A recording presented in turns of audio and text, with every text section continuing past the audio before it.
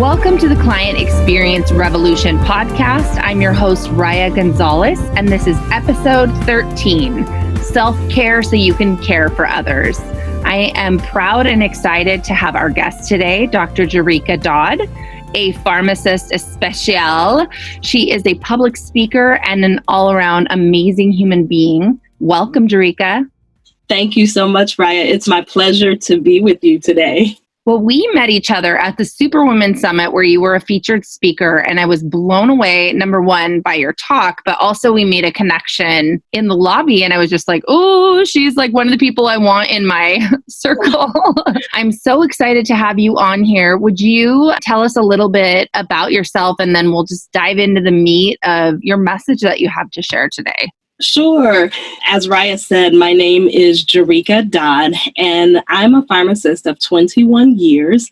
And I have had an interesting journey for all of those 21 years that I've been a pharmacist, but probably the last 4 to 5 years have been some of the most interesting years, in that I learned a life lesson that I would say has taken me a lifetime to learn. But I speak often about prioritizing ourselves. So in this generation, in this world we live in now, oftentimes the word self-care and vacation and all types of buzzwords, I say, come up. But what I've learned is that it's so important to not make our self-care like this little entity that's over to the side, vacation kind of over to the side after we've been pushed to our limits in life, but to live such that we prioritize ourselves first so that we have more to give and share with the world and the clients and the patients and the people that we serve, including our family, our loved ones, and our friends. And so I started learning that lesson several years ago when my parents, who are beginning to age, started to experience some health challenges and needed me and my support for them. My father was diagnosed with stage 4 lymphoma. My mother, 5 months later, had triple bypass surgery, after which she came out of that surgery with what seemed to be a dementia that lasted for almost 2 years. And then 5 short months after my mother's surgery, I had to have brain surgery. And what I began doing with the first diagnosis, which was for my father, and then subsequently my mother, and then, my own surgery, was I became an advocate. I don't know that it was really my intention to become an advocate, but being the healthcare person in my family, it was just natural that I almost kind of put the daughter piece to the side and I went to work being an advocate for both of my parents, because what I realized was that they couldn't advocate for themselves. Well, as I was doing that and advocating for my parents, I would say that as I'd done for the majority of my life, I was not prioritizing taking care of me. Oftentimes when something's right before us and we begin, focusing on it, become an advocate for it, the care of ourselves can definitely go by the wayside. And so, but what I realized was that this was more than just an episodic non-prioritization of myself. This is something that I'd been doing all of my life. I actually remember my father saying to me at the tender age of 8 years old, it is not your job to make everyone happy. And so what I realized in experiencing all that I was experiencing in the more recent years in caring for my parents was that I did that in all areas of my life. I cared for everyone because I thought it was my job to make them happy at the expense of my happiness. And I found myself helping to make or work with other people to make their wants, wishes, dreams, and desires come true. But I don't know that I was aware of what my wants, wishes, dreams, and desires were, because I just thought that if I helped make everyone else happy, then I would be happy. So you can imagine why, as a caregiver,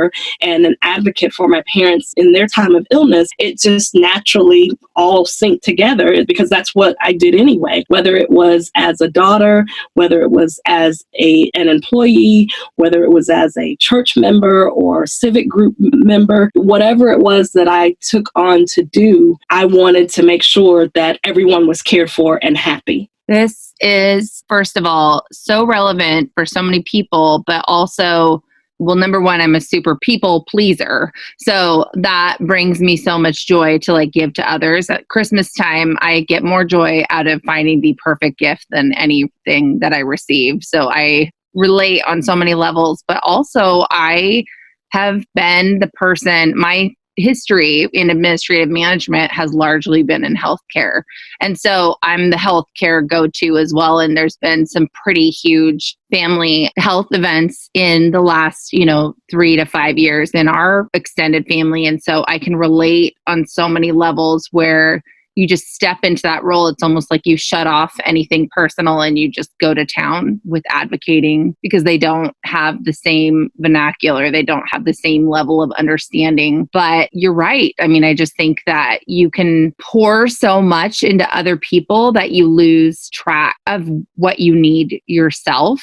And you just expect that joy is going to come from the fulfillment of taking care of everybody else, but it can really, take its toll. I just wanted to like jump in and say, dang, I get you, girl. Like that has been my experience for sure. So yeah, absolutely. And one of the things that I call it a chronic illness, and that's definitely going to be, as I move forward, the platform that I continue sharing with people is I had that chronic illness of pleasing everyone else, of putting myself second or last or, not even on the list, to the point that when I finally, prior to my brain surgery, I actually had symptoms, all kinds of symptoms from, A to Z. If you were to, Google the condition that I had, you really should see like a picture of me right next to the list of all the symptoms, because I think I had the majority of them. And it wasn't so straightforward that someone could hear that list of symptoms and say, oh, this is the problem. So I had symptoms for about 13 years. And it's amazing because I am a healthcare professional, but I was so focused on my job, on my parents, on the church, on, my parents specifically with regard to their health. Anything else that I was doing, I was so focused on those things that for 13 years, I had symptoms that ranged from urinary incontinence. If you can imagine, I used to travel for work.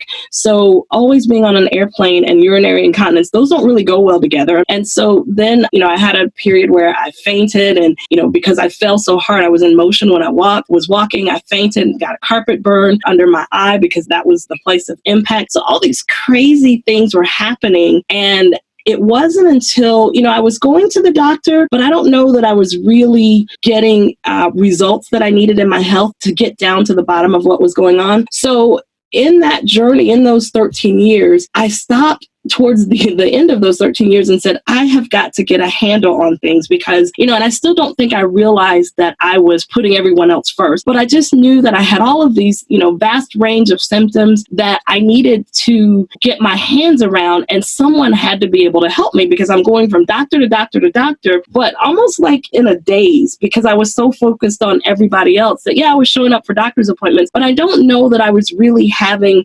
very pointed conversations to say, hey, doctor, let's think about this. Let's talk about this. Let's get to the bottom of this. It was just kind of like, I'm having this problem and I show up. I'm having that problem and I show up.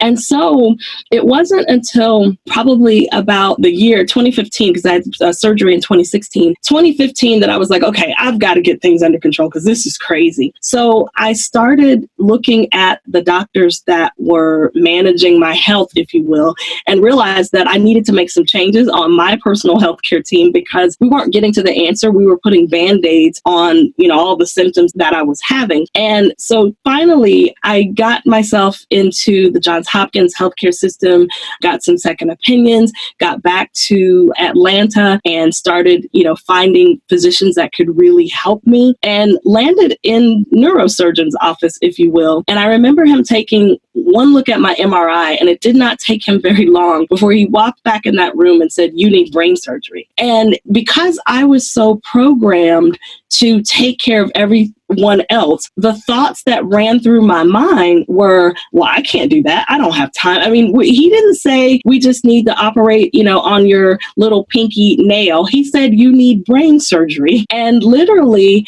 I began to contend with myself. I thought I was having a informed conversation with him about what my options were. But really, I was contending with myself because never had I thought to put myself first, to put everything else that was on my plate aside and take care of me and my health so that I could continue going. And I remember having that conversation with the neurosurgeon, and he says, you need brain surgery. And I immediately retorted, well, what happens if I don't do it? And he says, well, very matter of factly, you'll be paralyzed. You know, you would think that that would definitely be enough for me to say, okay, you know, I give, let's do this. But I still couldn't wrap my mind around taking care of me. And you know, what was going to happen? My mother was in the midst of this dementia that resulted from her surgery. My father was going through chemotherapy. Like, what was going to happen, to them? I even thought about the fact that I'd have to be on short-term disability. So I wouldn't be able to make the monetary contribution to my church and my time and service contributing to the church. I wouldn't be able to do that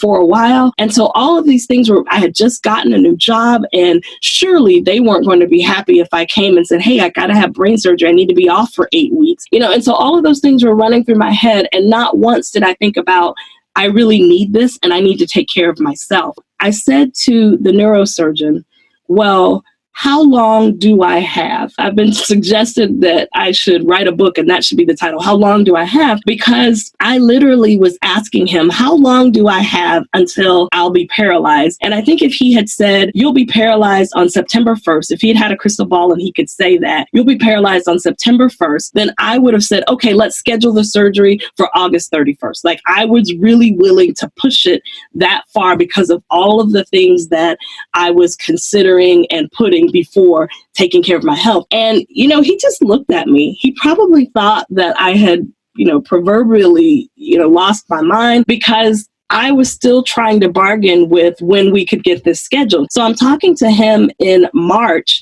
of that year, and I say to him, well, maybe we could do this in August when my company has company shutdown for a week in August. Maybe that'll be a good time to have it. And he just looked at me and he says, well, I can't tell you how long you can make it. He says, you've obviously made it, a long time, all of your life practically, but I can't tell you how much longer you can go before you could be paralyzed. He's like, I have no idea of giving you that information. And so I came to my senses and I had the surgery. It all worked out. Fast forward, I got through that part. I actually ended up having to have a second surgery and got through all of that. And I really went back, because it's amazing. We humans have amnesia. I went back to my old ways, if you would, taking care of everybody else, taking care of putting and making sure that they were first, and then put me and my health on the back burner again. And it wasn't long before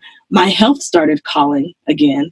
It wasn't necessarily in the form of my health calling because I needed to have any more surgery, but my health started calling again in the way that I began to fall asleep when I was driving. Very dangerous. Wasn't sleeping at night. And if I did happen to fall asleep, I would wake up in the midst of a panic attack. And that's really a frightening way to awaken if you happen to fall asleep. And so my health was trying to get my attention again to basically say, I've gone back to the life that I knew prior to having brain surgery and putting everyone and everything else first. And I had to make some really hard decisions. Do you find that when you're speaking to other women that they experience similar things, even if they might not have the same medical condition, but that they describe that they may have some type of event in their life that gives them a wake-up call, but then they are, once that has resolved, that they slide right back into those habits? Because I do. I feel like that's definitely been my experience. Yes. And that's why I say I think humans, we have an amazing amount of amnesia and we don't even realize it, because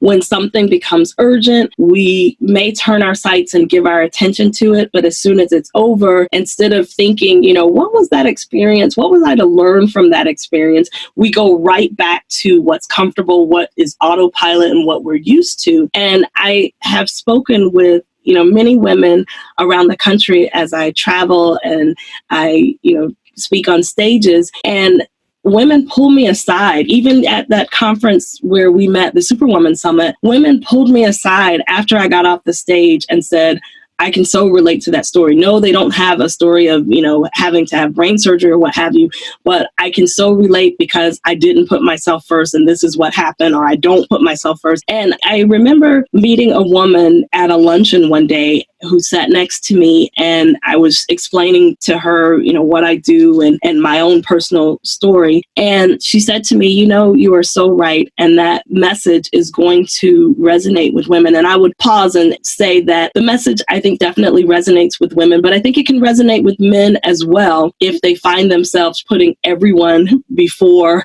their own health and prioritizing themselves. But this woman said to me, you are so right. I need to have gynecological surgery, but I've been putting it off because I'm going to wait until my son goes off to college.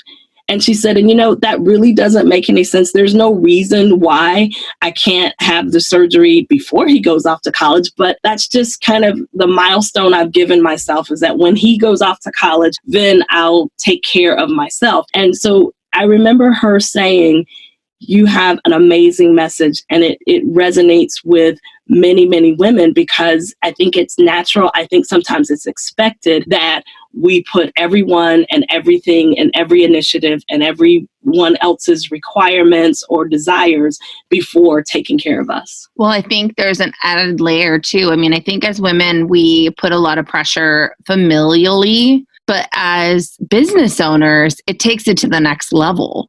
Right? I mean, I think there's a level of trust that things will still keep trucking along and rolling if we pull ourselves offline. And then, we're worried that, about our employees, we're worried about, the bottom line. If we take ourselves out of the business for a certain period of time, will we still have a business when we come back? And the bottom line is, if you don't take yourself offline, then it's 100% chance that you won't have a business. Right. Because at some point, something's got to give. And I'm preaching to myself here. Like, I'm having my own revelations, because this is definitely something, I'm working, just to be honest and completely vulnerable here. I'm working at a level that's completely unsustainable right now. And so even within the last few days, I went on a business trip that was also personal. And I really had a moment with myself where I was like, this is not going to be a sustainable way of life. So I'm currently in this moment, like this morning, looking at ways that I can put myself on the calendar, and put my family on the calendar, not to just take care of them, but just to connect on a deep and more intimate level, because that's the bottom line, right? The risk, if we do, is that we will have hiccups, and, or it could, the worst case scenario is that it would derail everything. Mm-hmm. The risk, if we don't, is that 100% at some point, everything is going to come to a crashing halt. Right. 100%. And so, I think what that woman said is correct. I think that we rationalize a lot of things, but there's that added layer of pressure when you are a business owner, that you have this responsibility on a personal, professional, and fiscal level to other people, that you use that as the rationalization not to take care of yourself. Mm-hmm. But you're actually risking it all when you don't. Right. You can judge other people. Like, when you said that out loud about that woman, I was just thinking, well, that's just ridiculous. But I'm doing the exact same thing, not in that situation with the surgery, but, in other areas, you can see it in other people, but sometimes it's so hard to see in yourself. Right. When I talk to, I coach women pharmacists, and when I'm talking to my coaching clients, one of the things that I share with them is that I think that we have the way we approach our lives maybe a little distorted, in that we're taught to go to school, get a good job, and then, have a good salary. And out of that, try to form and fashion the life that you want. And so that's where I think that's where we're trying to squeeze out vacations. We're trying to schedule self-care. And what I espouse is that, just like Stephen Covey said in The 7 Habits of Highly Effective People, is we need to begin with the end in mind. So I say that we need to start at the end of that process and decide what we want our life to look like. I want, this much time to, take care of myself, this time to spend with family. This is what I want life to look like. And then reverse engineer how we work to have the life that we want versus going the other direction where we, arrive and we check off a box and we reach this goal. And now we've got this business, we've got this career, and now I'm going to try to fashion the life that I think I want from that. I really think that we should go the other direction because, we spoke just before we started recording and we were talking about my travels. And I've been asked several times, was it business or was it pleasure? And my answer is always both because I'm just living my life. I've decided that the life that I used to live where I could check off many boxes and say I was successful, definitely successful, in my career, successful also, unfortunately, at making everybody else happy and advocating and taking care of everyone else. However, was I really successful because there was almost nothing left of me to the point that I didn't even want to lie down on the surgical table to have brain surgery? That's not living. Now that I have had these experiences. And obviously, I still support my parents and still, offer the care to them as much as I can. But I have to be taken care of first so that I have something to even give. So when it comes to travel and things like that, it's business and pleasure because I just consider it living life. It's not vacation because I believe that we have to build a life from which we don't have to take a vacation. So that if you happen to be traveling, that just happens to be what you're doing in life right now. That balance is a word that eludes us quite a bit. But I think that approaching life from that perspective, putting yourself as the priority, because even if you have children, if you are no good and you don't have anything to give, then, what is it that you can even give to your children or your spouse or your aging parents or what have you? I think it's so important to kind of reverse engineer and look at what you want life to look like and go from there. I think that is a really interesting concept too, because we have a lot of guilt from not being able to segregate and compartmentalize. And I think that there is a case to be made, and what I'm currently working on is more like blocking out my schedule to be able to be more efficient. But there's also something really beautiful in saying it's okay to allow them to blend and blur the lines a little bit because that's what's happening in your head anyways, And so when you're passionate about your business, that's going to be in your mind at all times. And then we feel guilty that that shouldn't be on my mind in this moment because I'm in this compartment of my life. Right. And then when you're at work and you've got personal things going on, then you have guilt because you shouldn't be thinking about personal things. You should be in work mode. And so this holistic approach of just not allowing them to derail you and not be focused, but just to say like, my life is my life and it is work and pleasure. Right. It is work and personal. And being able to do that in a way that is allowing them to blend and having it be okay. You know what I mean? Where you're enjoying both aspects, I think it could really alleviate a lot of the guilt that we feel for not being able to appropriately compartmentalize. We, especially as women, our brains do not work in the walk into one room and close the door behind us and then walk into another room and close the door. I've heard the expression, we're standing in a great room with all of the doors wide open. Yes. Like that is how our brain works. And so instead of feeling guilty for not being linear in our thinking, what you're saying as I'm hearing it is be on vacation and as work occurs, enjoy it, take care of it and resume your vacation. And be at work and as personal comes up, take care of the personal and then resume your work and don't feel the guilt about it. Your life is your life. as it occurs. And then instead of saying balance, I'm leaning towards the word holistic.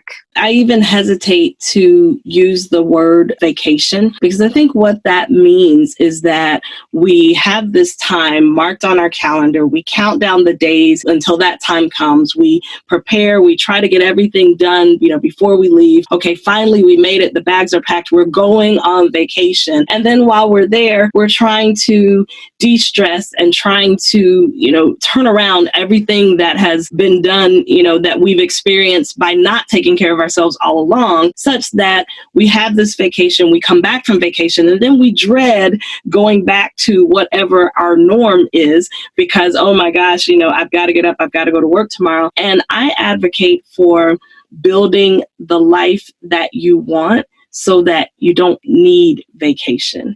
If you're traveling, you're able to take care of work. When you take care of work, you're able to have fun and live your life as well, such that it's really not even a vacation anymore. It just happens to be what you're doing in your life. I love that. It's very empowering. There's been a lot of travel for me lately. I mean, it's always a bonus when you get to have the travel write-off for something that you're having fun at, right? Yeah. Mm-hmm. Like it's like the ultimate coupon, right? Right. A tax deduction for a work trip, but still have fun. It's almost like you're not allowed to have that. But you and I think, are both the kind of people where we make friends everywhere and we make home everywhere. And I think it's exciting to be able to say, like, I'm going on a work trip, but also know that you're going on a friend trip and you're going on an adventure trip and you're going on a learn new things trip and meet new people trip. And it's all part of life.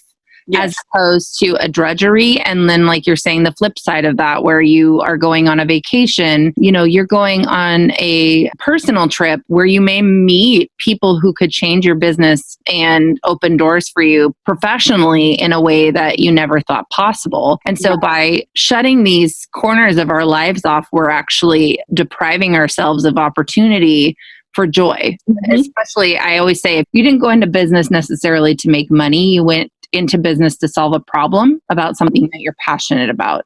And money is something that we all desire, but we ultimately should go in with the mission of serving. And so being able to do that authentically in all corners of our life is exciting, and I think a really important perspective.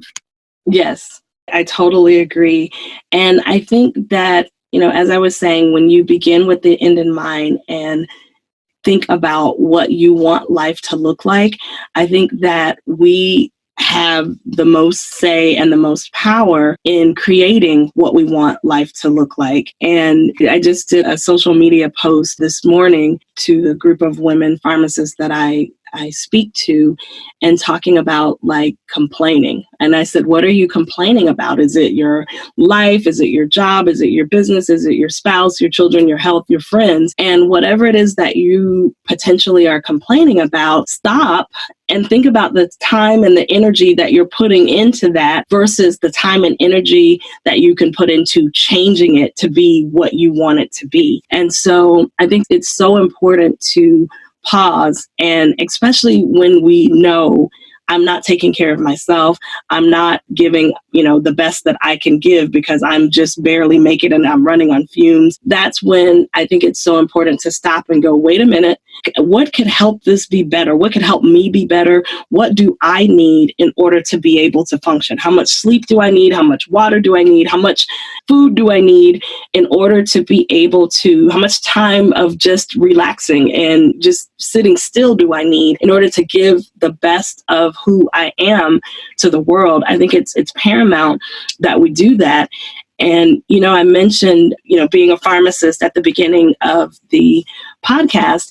And the other part of what I do is I have a pharmacy consulting practice where every patient can have their own personal pharmacist. And one of the things that I see often is patients with chronic illness. And granted, chronic illness in the form of however it shows up, be it autoimmune, be it cardiovascular, be it, whatever it is, chronic illness, I think, comes quite a bit from the stresses that we endure in life, not putting ourselves first, not eating well, not exercising, not getting adequate rest, not getting adequate hydration. All of these things start to fall by the wayside when we're not taking care of ourselves. And so then that's when I end up seeing clients with chronic illness and going, how do I fix this? How do I get relief? Because the body will definitely tell you what's wrong. Oftentimes we ignore it and we don't listen. If you think to, the story that I was sharing with you about myself, and that for 13 years I had all these symptoms. Well, the body was telling me something's wrong. I don't something's not right. However, I just kept going and going and going. And I thought that I was addressing it by showing up in a doctor's office saying, hey, I have this problem, but not really getting to the root cause.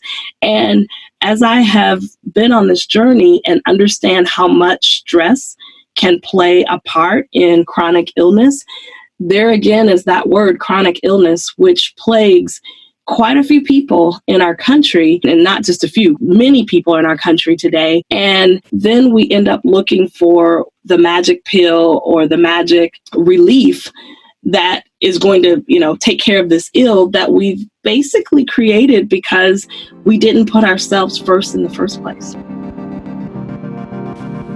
Thank you so much for joining us for the Client Experience Revolution podcast. I'm your host, Raya Gonzalez, and this has been episode 13 with the fabulous Dr. Jerrica Dodd. Please join us as we continue this conversation in part 2 on episode 14, which will be released at the same time, so you will have no problems with immediate gratification.